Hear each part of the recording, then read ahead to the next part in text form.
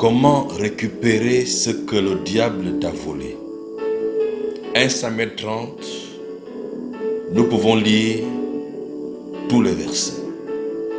C'est l'histoire de David à Tsiklag. La Bible dit que les Amalécites vont envahir Tsiklag.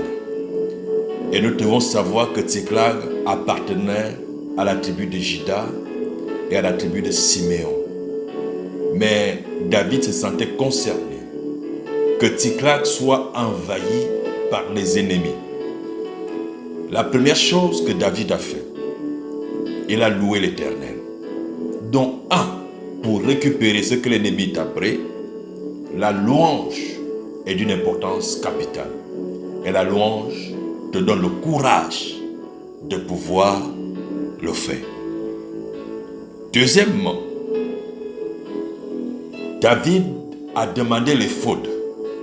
L'éphod qui est un habit sacerdotal, et l'éphod est le symbole de la prière. Donc David a prié. Et il a demandé au sacrificateur Abiatar, apporte-moi l'éphod. Et lorsqu'il a eu l'éphod, il a commencé à intercéder avec les gens qui étaient avec lui. Donc là, nous pouvons comprendre qu'ils se sont accordés dans la prière.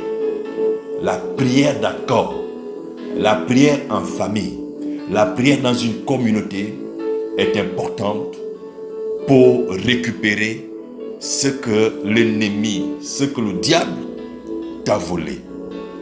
Donc, il est important, bien aimé, de prier en s'accordant, soit avec un homme, soit avec une femme, soit avec une communauté ou avec une famille. Et la prière d'accord, elle-même, elle va travailler. Troisièmement, David, à un moment, il a consulté l'Éternel et il a dit à l'Éternel, est-ce que je dois poursuivre? Nous pouvons le constater dans le verset 7.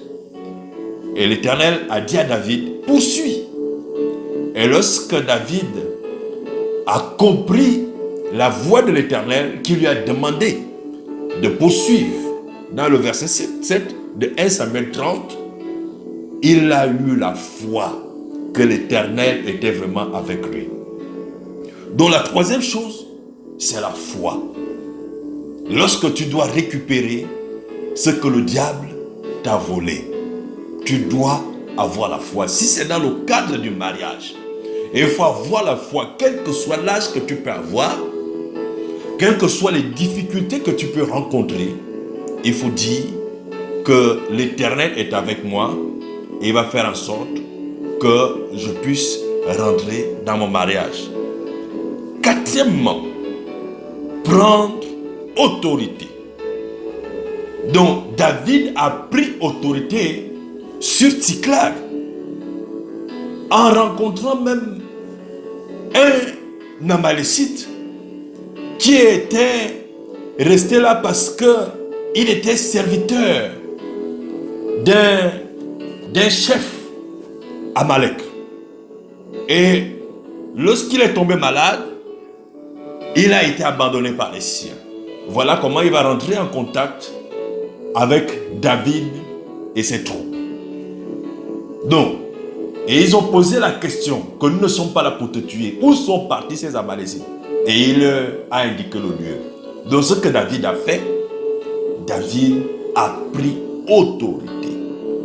Il faut savoir prendre autorité lorsque tu sais que le diable t'a volé des choses. Donc c'est la quatrième chose que David a fait. Nous pouvons continuer. Cinquièmement, la cinquième clé, il faut savoir donner. Lorsque David a remporté la victoire avec les Amalécites, ce qu'il a fait, c'est que tout ce qu'il a eu comme bien, tout ce qu'il a eu comme revenu, tout ce qu'il a eu bien aimé pendant la guerre, il est venu distribuer, il est venu donner aux anciens de Juda. Il est venu donner aux anciens d'Israël. Bien-aimés, La Bible dit que l'offrande ouvre des portes. L'offrande ouvre des portes. Il faut savoir donner. Lorsque tu veux récupérer ce que l'ennemi t'a donné, il est souvent important, nous en tant que chrétiens, en tant qu'enfants de Dieu, de pouvoir donner et afin de pouvoir récupérer ce que l'ennemi nous a volé.